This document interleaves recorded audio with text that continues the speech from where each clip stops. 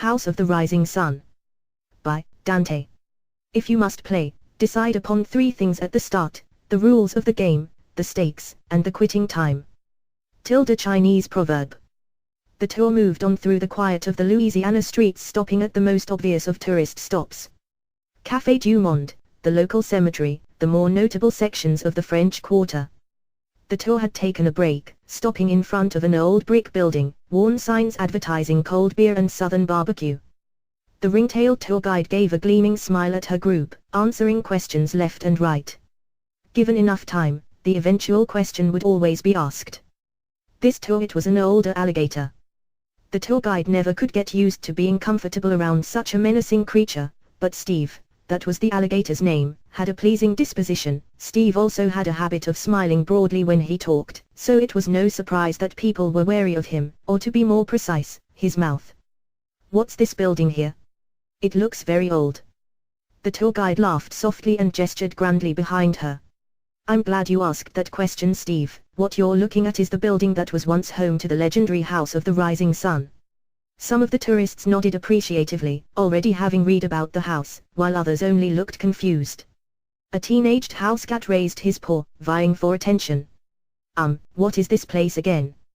The tour guide never let down her bright smile. The House of the Rising Sun, built here in New Orleans in 1884, was once the largest privately owned gambling house and brothel known in the whole of New Orleans. Its owner, James Rutherford, was considered one of the shrewdest businessmen in Louisiana. Famous for his down-home version of cruelty and manipulation, we don't know much about Mr. Rutherford until he opened the Sun, as he liked to call it.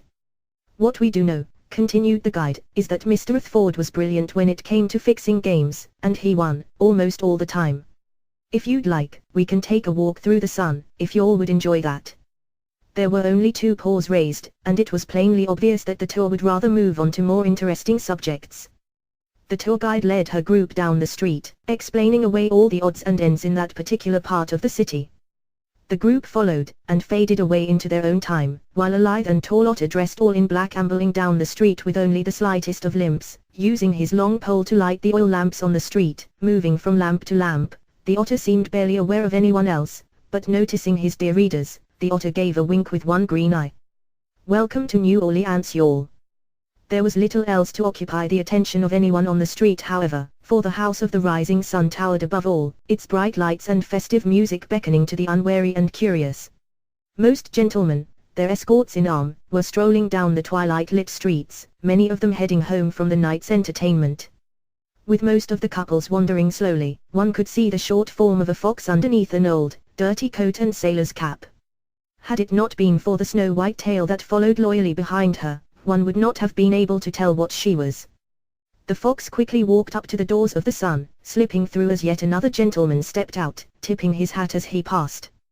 The fox, shouldering off her coat and hat, stopping to leave them in the front, weaved her way in between tables crowded with gamblers and roustabouts of all sorts. Making her way to a corner table, or perhaps more specifically, to the men who played cards at the table. Perhaps perfectly timed, as the fox approached, the players threw their cards on the table, frustrated at the apparent luck of the dealer. The fox placed a rough paw on each of the shoulders of a canine, black and large. Having a run of bad luck, Jean? The canine, who needed no look to confirm whom he knew the voice belonged to, laughed. Of course not, my dear Sam. You know that I never lose at poker. The canine gestured towards the dealer. I was merely giving the good man here a little bit of money so that he could have a drink or 2 for me, wasn't that right? The canine looked over at the dealer, who smiled and nodded. Oh yes, ma'am, your friend is a very generous sort, that he is. The fox just nodded along, a fierce vulpine smile leaping from her muzzle. Of that I know, good dealer. The fox patted her friend's shoulders. But come, it is time that we be back to the ship. The captain is looking to sail soon. Cargo is being loaded tomorrow morning. The canine sighed, sliding back in his chair. Once his jacket had been retrieved from the lobby, both fox and hound faded off into the night, back to their ship, and to the canvas hammocks that awaited their tired bodies. However, unbeknownst to either of the sea-worn sailors, Sam was being observed, actually, had been for quite some time. She'd been around for quite a while in this town, ever since she'd decided to work aboard the Stonewall. That was the name of the ship. You see, one would assume that Sam had adjusted to life in the deep south well enough, But nobody could ever really be sure, seeing as she was a quiet girl, kept to herself mostly. Most furs never did notice her, but she had caught the eye of a most unusual gentleman, a gentleman who was eccentric, and saw in her a chance to fulfill a strange desire, a desire that no other lady in his house could fill, though that is not to say that he had not tried. He savored the aroma of his glass of wine, surveying his domain and all that surrounded it. James Rutherford was what many would call obsessive. He saw what he wanted and then he went after it, plain and simple. And what he saw in the short fox that he'd seen occasionally in the sun was exactly what he wanted. James sat back in a comfortable chair and drank deep his wine, laying out his plans. The next day, with the entire crew loading new cargo into the Stowall's hold, there was little time at all to gamble or pursue frivolous dreams. At least, that was how the captain had put it. Sam and Connor, her canine shipmate, worked hard along the rest in the oppressive humidity of the Louisiana weather. With toil, comes reward, as we all know well enough. And soon, the cargo was loaded, and the Stowall was ready to steam into the afternoon, in search of what else, but profit. It would be nearly 2 months to the week that Monsignor Rutherford would not see Sam or Connor grace his gambling tables, a fact that left him in a most grouchy mood for the better part of 2 weeks, as any waitress in the Sun would tell you. But the time was not spent idly, for Monsignor Rutherford spent many a quiet night in his office, making notes, placing orders, and plotting, in general. James Rutherford was quite the enigma, a patient wolf, and yet at times could barely seem to control his urges. Which would seem to explain why he ran the most popular whorehouse in the city.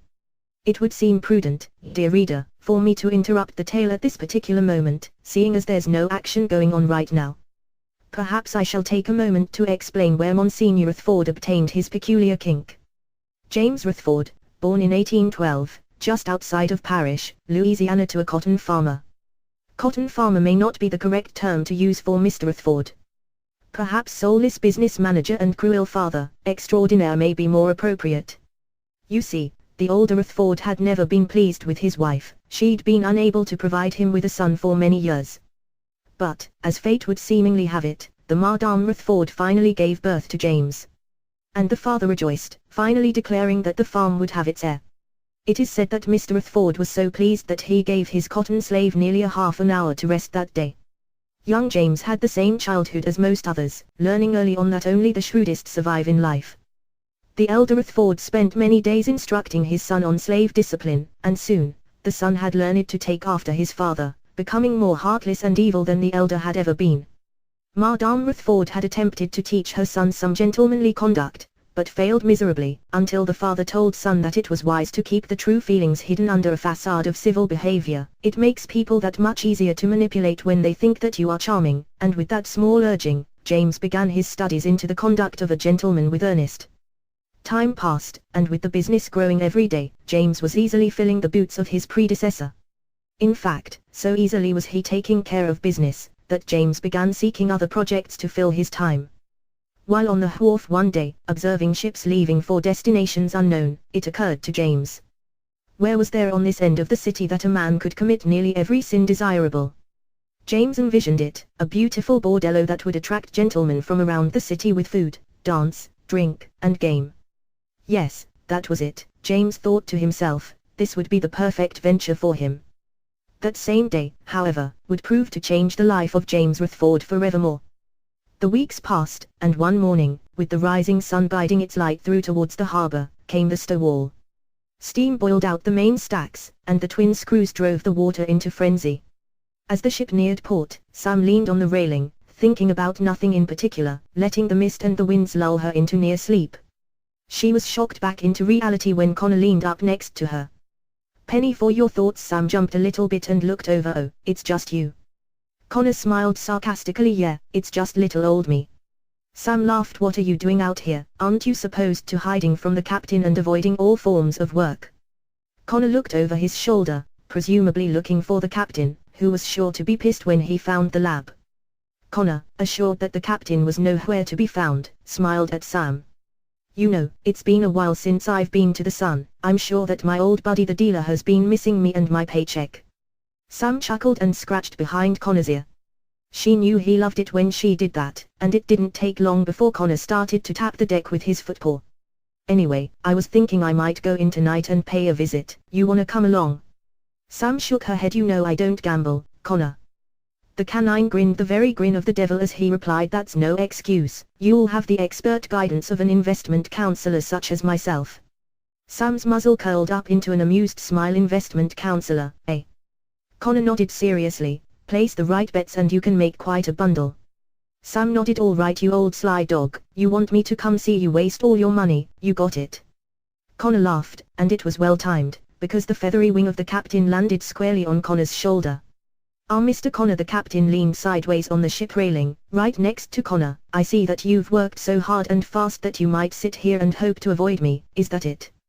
Connor laughed nervously. Yeah, that's it. The captain nodded and smiled maliciously. Get back to work, Connor. The canine swallowed and nodded. Yes, sir. The captain turned his gaze, looking for Sam. But she had already gone. Nobody called her the smart one for nothing. The ship's bell sounded the entry of the stowaway, and one could sit back, watching the demeanor change on the docks, one of laziness and boredom, to hardworking and earnestness, in but a few moments.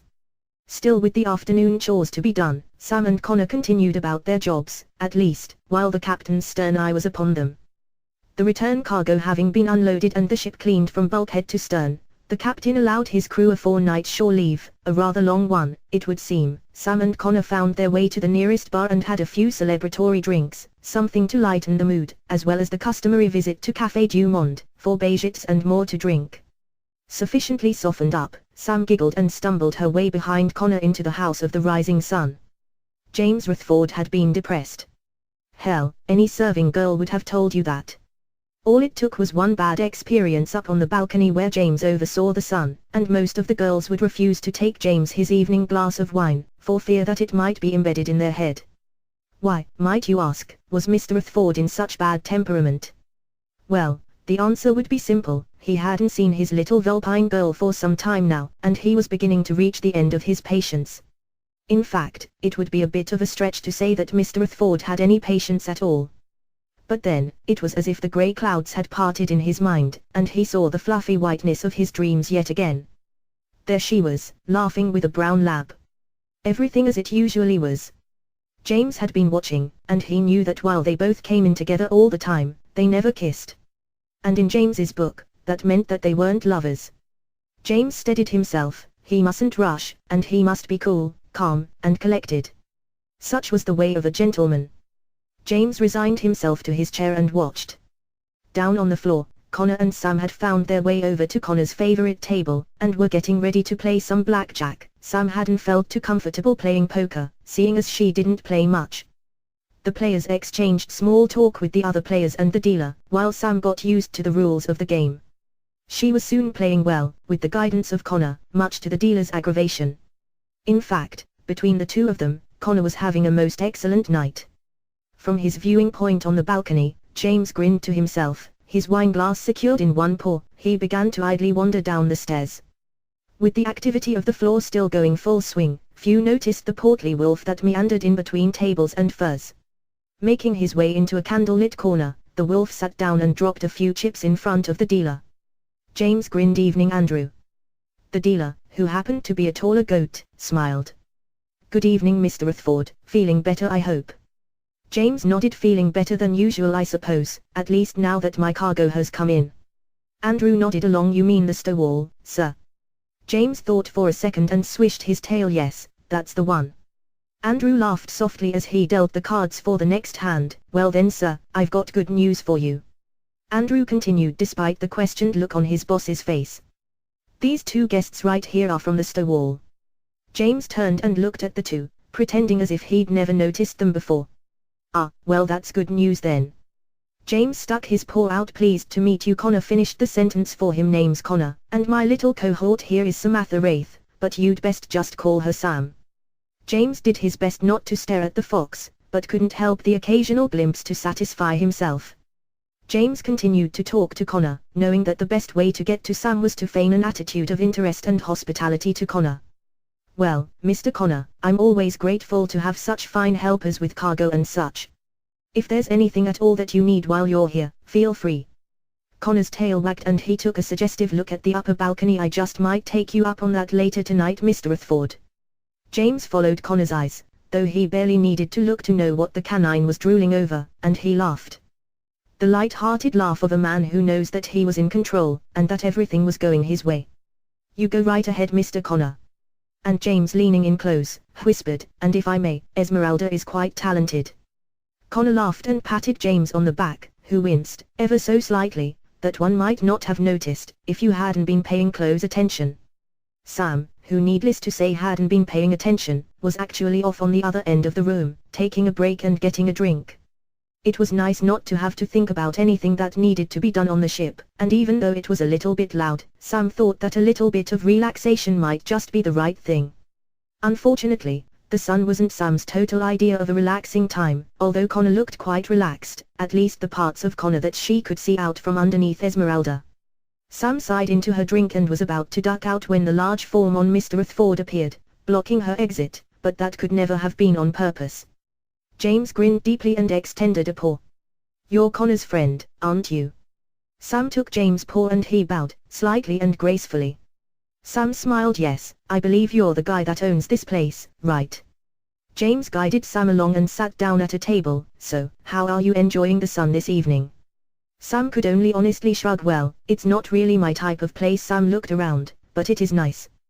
James laughed softly. "You know, I've always thought this place was a bit too loud." Sam didn't really know what to say, but managed to stutter out a response. "That's exactly what I thought too." James motioned towards the stairs. "Would you like to go upstairs with me? It's much quieter." Sam nodded, and allowed herself to be led upstairs, where she and James drank and chatted the night away. Even when Connor had vanished for the night, James offered that Sam could spend the night. It was doubtless that Connor was somewhere in the sun, but just couldn't be found at the moment. Sam thought about it for a few minutes, but it suddenly remembered that she still had to be on the ship before too long and still she couldn't find Connor. And what luck, Connor came straggling up, lace handkerchief in paw. Somewhere in between his drunken stupor and euphoria managed to notice Sam's questioning look when she saw the handkerchief. "A souvenir from my lover Esmeralda." Sam sighed. "Listen, we need to get back to the ship, now." The two said their goodbyes hurriedly, and rushed out the door, making their way to the stowall, still sitting in the harbor. However, the two could not outsneak the sharp gaze of the captain of the ship, who decided to wait until morning to yell at them. On shore, James was doing some yelling of his own. "Listen to me now, you dumb shit. I don't care what you have to do, the stowall is going to be dead in the water the day after tomorrow. Do you understand me?" The crocodile smiled deeply, showing all of his teeth. "You want it, you got it, boss." James threw a wine glass that missed the scaly head of the croc by inches, though the reptile did little to show that it was flustered. James's temper flared nearly out of control. "If you'd done it right the first time I wouldn't have to be having this conversation with you, now would I?" The reptile could only nod and try not to smile or rouse the frustrations of James any further. Get out right now." James pounded on his desk for effect. "Just get it done already, I don't need your ugly face sitting around here getting any older." The reptile excused himself, standing up and silently working his way out a side door. James collapsed into his chair, still angry but cooling off quickly. He poured himself a new drink and looked out his window over the city. Morning followed evening, and with it, came the blue air that leaked out from around the captain's door. The haze being somewhat thick on that section of the deck regardless, Connor and Sam stumbled out into the daylight. The captain, following them, a cigar jauntily sticking out of one side of his beak. "I swear, you're the stupidest mongrel on this boat. And you couldn't help but drag her down with you, could you? The captain gestured wildly and squawked, his fury so complete that he could barely spew out intelligent words. "You can go off into the damn city all you feel like today, and don't bother coming back until you're done with probation, got it?" Connor and Sam, already running down the gangplank, knew that the captain would only get worse if they stuck around. Not really knowing what to do, the two wandered the back streets of New Orleans, looking into various dark shops. And eventually, as all furs do in the area, they ended up wandering over to the Sun, which was still closed for another hour yet. As the two sat down on a street sidebar, they had the fortune of stumbling upon a few fellow shipmates from the stowall. It was Jeff, a smaller ferret, that first noticed Connor and Sam and walked up. "G'day mates. Say, you hear what happened to the stowall this morning?" Sam furrowed her brow. "What happened?" The ferret took a swig of his drink and sat down next to Connor, leaning in close, as if someone was listening. Turns out there was a bit of sabotage on board. The captain isn't going to be able to get parts to fix the engines for quite a while. Connor took a long drink. What do we care? We're on suspension anyway. The ferret nodded. Sure, that's what you think now, but wait until the captain gets back into a good mood. When the parts finally get back here, he's sure to take you back. Sam sighed and stared into her drink. Sure, but who knows when that'll be. Where'll we stay in the meantime? Connor looked out the window. We could always just stay at the Sun for a few days. Connor looked over at Jeff. I happen to be a close, personal friend of Mr. Rutherford. Sam couldn't help but giggle, and when Connor looked over at her, she shrugged. Well, I guess it's worth a try. The two walked into the Sun in the early afternoon. Jeff had decided to go back to the ship, deciding that it was better to heed the example of others before he himself was found with a suspension. There weren't many people in the Sun, this early in the afternoon, but that didn't stop Connor from getting set up at a table and into a game as soon as he could. James, since he had little else to do at the time, busied himself with his little project. Sam. Tell me, Sam. James studied the wine in his glass. Have you ever played cards? Sam swallowed the piece of chicken that she'd been eating. You mean gamble? James smiled. Yes. Sam pushed her plate away. I don't gamble. James had a hurt look on his face. You seem to spend a lot of time here for someone who doesn't gamble. Sam frowned. Mostly it's for Connor. James nodded in understanding. Ah, I see. James let his paw into one of his pockets and retrieved a pack of cards. Tell you what, how about a friendly game? I'll teach you everything I know, and give you a credit here. Sam played with one of her ears, mulling it over in her own mind. All right, teach me. James smiled. That's what I like about you. James and Sam spent the entire afternoon, with Sam learning how to make money at cards, while Connor was downstairs making even with his. Sam was actually getting fairly good too. James was impressed, as he'd commented many times. By the time that lessons were done, it was full swing at the Sun, and James excused himself to take care of business, but not before giving Sam some free cash to gamble with. He told her to have fun, and he would see her later in the evening. Sam made her way out onto the floor, where she relieved Connor, who said he needed a breath of fresh air and a drink. As the brown lab stepped outside, Sam did her best to keep up with the fast pace of the game, but soon found herself losing money. Sam had even found a worse problem. She didn't want to stop. Soon, Sam found herself dulled with drinks, and quickly running out of funds, both her own, and James'. Sam didn't know what to do. She didn't have any money. She'd lost all of it in a matter of a few hours. The only thing left was to tell James. James was sitting on the balcony, in his usual spot, doing his best to look as innocent as he could. He tried different positions, crossing first one leg and then the other, then moving to other chairs, finally settling on a position that he liked. And no sooner could he have decided, for just as he sat down again, Sam approached from the stairwell. She looked defeated, her tail hanging literally between her legs. I'm sorry, James, I lost all your money. James feigned shock as he held the buzzed Sam with a paw on each shoulder. That's all right, dear, I didn't expect you to make a ton of money, and I thought it might be fun for you. Sam nodded. Oh, it was fun, but I don't have anything left to gamble with. James grinned. Tell you what, I'll make you a deal. Sam was a little bit out of it, but she giggled nervously. What's that? James sat her down. You know, I've never made this offer before, but I think you might be interested. Sam nodded her understanding. Okay, what's this deal? James leaned back and took a deep breath. I'm willing to let you wager your age. Sam wasn't quite on the ball, and all she could say was ha. James continued, it's always been a subject of interest for me. Well, here's how it would work. James held one of Sam's paws. I'll let you have a chip for every year that you've been alive, and then I'll let you back on the floor to go play. Each of those chips is worth $100. Sam's eyebrows went up. James continued, for every chip that you can get above your age, I'll pay out $150, for every chip you lose that's below your age. You will be required to act that age, so if you have 11 chips left, then you act 11 for me. Sam rubbed the temples of her forehead, not sure if she could wrap her mind around the concept. She pushed her chair out and began to get up. I think I'll go join Connor outside. James reached out and held Sam's bicep, stopping her momentarily. I'm afraid that I can't let you do that. Sam shrugged away. What do you mean? James stood up and walked slowly around her. If you don't feel like playing my little game, I'd be forced to do something very unpleasant. Sam pulled her arm out of James's grasp. What do you mean? James grinned evilly, candlelight flickering off his teeth. I just might be persuaded to call in the debt you owe me. Sam backed up a little bit and fell into a chair. What debt? James bent down to eye level with Sam. You remember that $5,000 I loaned you earlier tonight? Sam's eyes went wide. Loaned? James nodded seriously. Yes, loaned. James rubbed his chin with a spare paw. Unless of course you're willing to spend a little bit more time on the floor playing. Sam was speechless and could only stare as James jingled a little bag with 32 chips in it. Sam reached out with a tentative paw and took the bag from James. It felt heavy to her. James stood up again. Have fun. I'll see you later. James took a few steps backward and turned around, heading down one of the upper hallways. Sam could only stare at the little bag that she held in her hand. She might have not been entirely sober, but she knew that something smelled wrong about this. Sam thought about it for a good long while, at least as long as it took for her to finish a cup of coffee, anything to help her get her wits about her. Sam wandered over to the stairs and looked around. Everything seemed entirely different about the sun now. It wasn't warm and inviting at all, it felt dingy and dark and forbidding. The more Sam thought about it, the more worried she became. She realized that James had only been teaching her how to play poker, and they hadn't covered that much. But, what other choice did she have?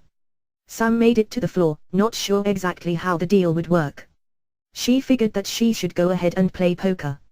Approaching the first table that she came across, Sam pulled out one of the chairs and slumped down.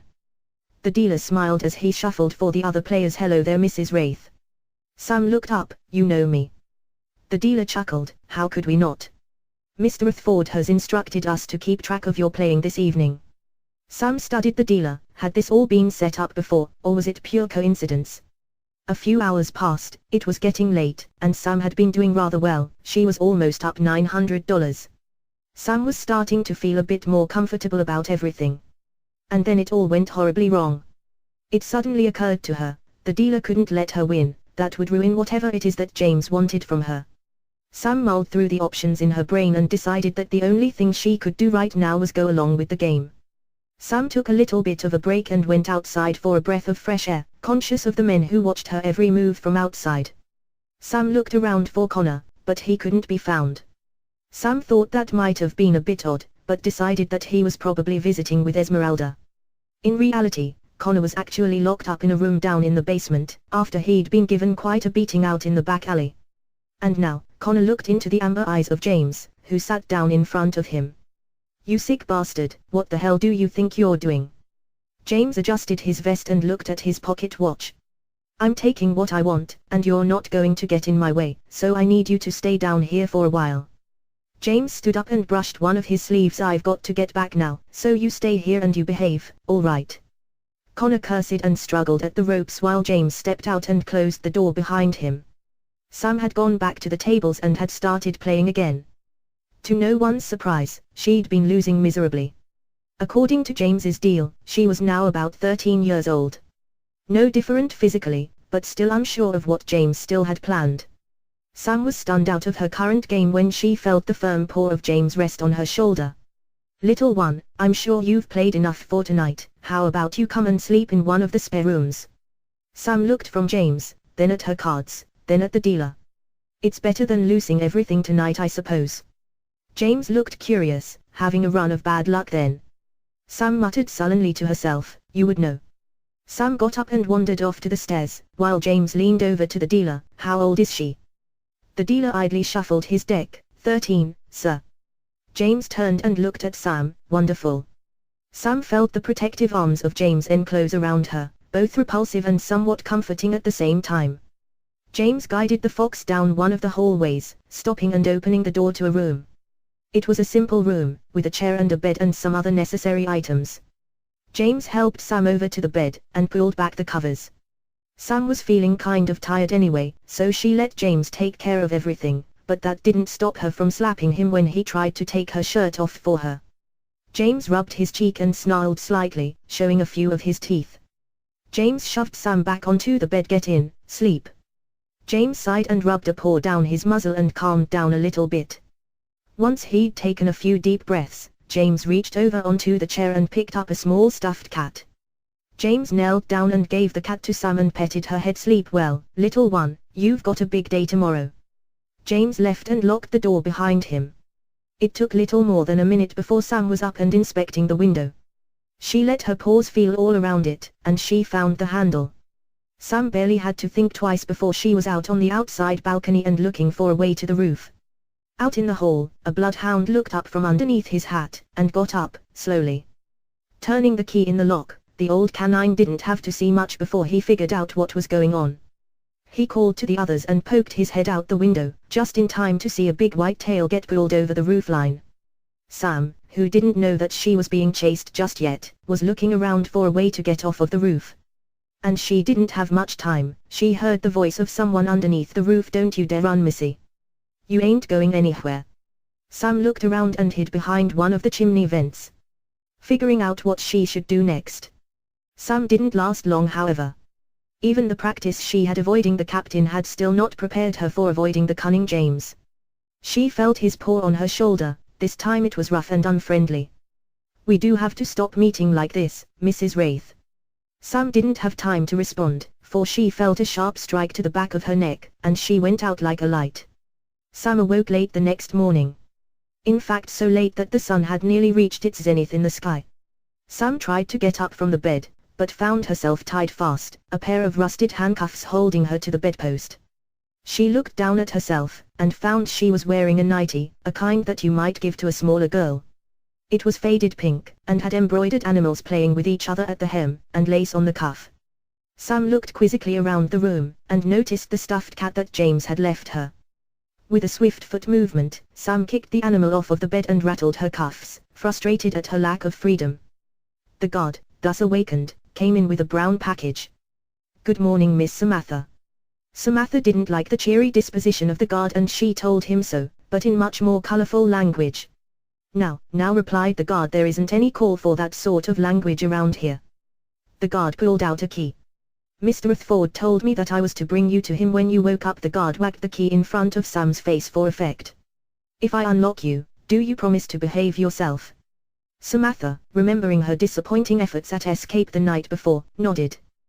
The guard looked pleased. "Good, now you just stay still and I'll get you dressed in the new clothes that Mr. Rutherford bought for you." Samantha was tempted to curse her lungs out, but decided that she might want to wait for James to show himself. The guard, who busied himself by dressing Sam, had gone quiet, mostly since he'd wanted the job done quickly. As he'd said himself, "This ain't about me, miss. James likes this sort of thing and he pays me good money, so I do it." Samantha endured her dressing stoically, thought she did find the results rather embarrassing. She was escorted out onto the upper balcony wearing another light pink dress that was short, with all the trimmings, a sun hat, and black shoes. To tell the truth, she felt utterly ridiculous. But James looked at her with the adoration of a loving father, which he was quickly coming to see himself as. Samantha was pushed down into the seat across from him and plates were quickly brought out with food for her to eat. But there was little thought about eating on Samantha's mind. She took a glass of milk and threw it into his face. "You sick pervert. How dare you keep me here like this?" James stood up, the look of silent consternation on his face reaching down to his pants. He undid his belt. Without speaking, he took Samantha by the paw and forced her over his lap. Then he hit her. He punctuated each whack with a word. "You will not disrespect me, young lady." Then he continued, much past pain, until he could see the tears welling up in her eyes. Samantha didn't know what to do. She was becoming scared of what was happening to her, and she didn't like getting belted, either. James sent Samantha over to the corner to think about things, while he continued to eat. Sam muttered to herself about her position, but resigned to keep quiet, seeing as his response would most likely be constant if she proved herself to be bent on making a nuisance of herself. It was amazing, she thought, how the man could manipulate her, make her feel so small, when she'd lived the hard life on a ship, and yet she felt so helpless around him. James allowed her back to the table after a while, and let her eat. He watched, with curiosity mixed with lust at her, but made sure that she did not see his eyes study her every inch. His possessive personality taking over, James no longer thought of her as a woman, but as his toy, to do with as he wished. James finally broke the silence. "I've allowed a table to open up early, if you wish to continue playing." Sam glared at James with all the hatred in her heart. "Why the hell would I want to do a thing like that?" James gave his signature evil grin. "Do you know where Connor is?" Samantha's eyes went wide. James nodded. That's right, I've got him hidden away, and if you don't want to play, I can just take my money out of him. Samantha wanted to punch him so badly, but she knew what would happen if she tried full-out assault. She knew the guards would carry guns. I guess I should go play then. James showed his teeth in a wily grin. Wonderful. Samantha was escorted down to the table, still feeling slightly exposed by her clothing and very apprehensive about what was going to happen next.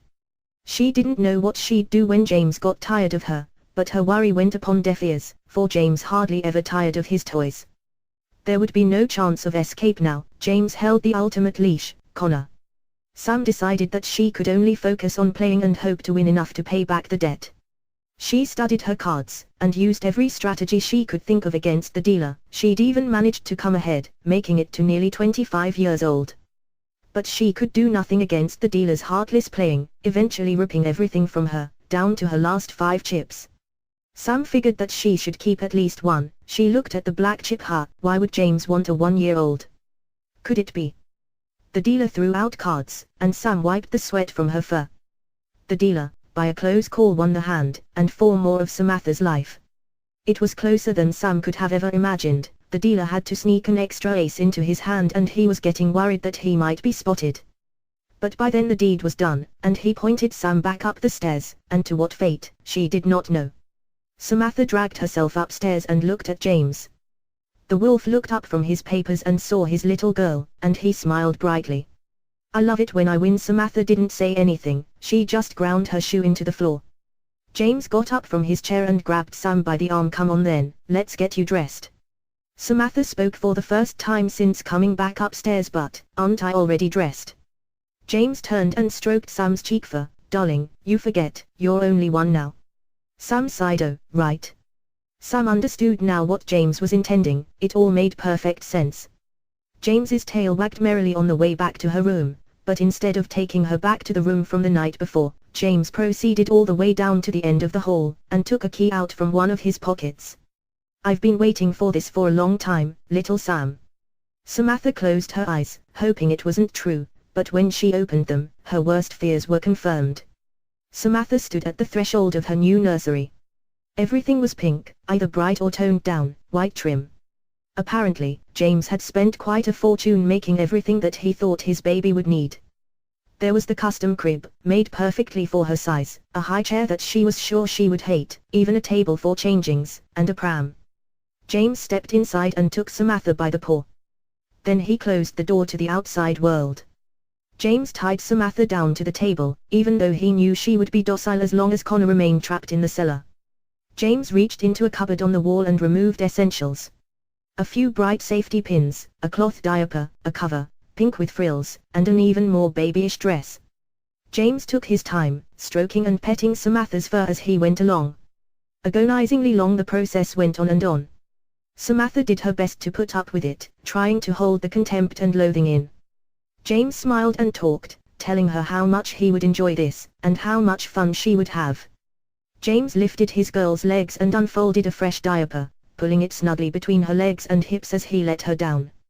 With the sound of finality, each of the pins clicked securely into place, the diaper now held fast to Sam's squirming hips. James took a footpaw one at a time and slid them into the cloth diaper cover, a larger and blaring sign that she was no longer her own, but that she belonged to James now. The wolf undid the restraints and let Samantha up. In taking each of her arms and guiding it, James was able to fit Samantha into a baby dress which complemented and showed off her diaper quite nicely. I suppose I owe it to you to explain this whole little obsession of mine. Samantha wouldn't look James in the eye. I suppose you do. James stood in the street avoiding pedestrians and furs on horseback while he conferred with his contractor. It had been several years since the senior Rutherford had died. The cotton farm had long been run into bankruptcy by the endless loans that James had made to fund his businesses and various ventures. It was a last-ditch effort to regain the family fortune. No expense had been spared on the construction of the Sun. The forms were made, and the timbers were cut, outlining the massive structure at the very edge of the city, where the dock workers' world began. The heavy sun beat down on the workers, but James refused them a break. He wanted his dream to be built in record time, and no little thing would stop him. The deafening sound of hammers, nails, saws and brick went on through the afternoon. Every once and again, the bosses would sneak off a few workers into a corner for a break. Luckily, James was busy dealing with more important matters, and never did catch any of the workers when they weren't laboring. Currently, James was helping one of the contractors plan out the interior. He'd been very specific in his designs, and he'd also made it very clear that should the contractor waste his time, James would have no problem removing him from the picture. The afternoon went on quite slowly, with James doing plenty of yelling at incompetent workmen who dared to slow down a hair's breadth.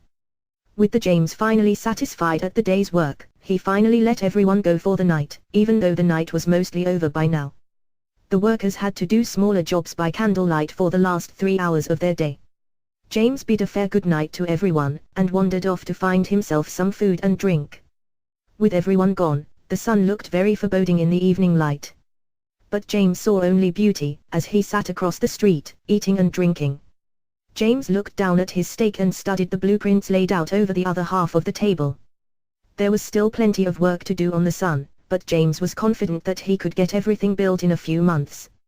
James sighed and put the paperwork away. No matter how much James tried to focus on something else, he couldn't seem to distract himself long enough to just sit and enjoy himself. James ate quickly and finished up. He wanted to get himself home and get to work on ordering furniture. James didn't head immediately back to his home, but instead walked down by the pier, listening to the waves lap up against the sides of the ships. James's cane tapped on the wood planking of the docks, and caught the attention of some sailors on a ship. Leaning out over the railing, one of them, a white fox, waved to James and beckoned him closer. "Hey friend. You know how to play cards?"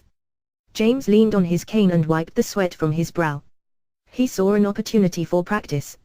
Normally not one to answer people on the street, James replied, "Sure thing friend. What you have in mind?"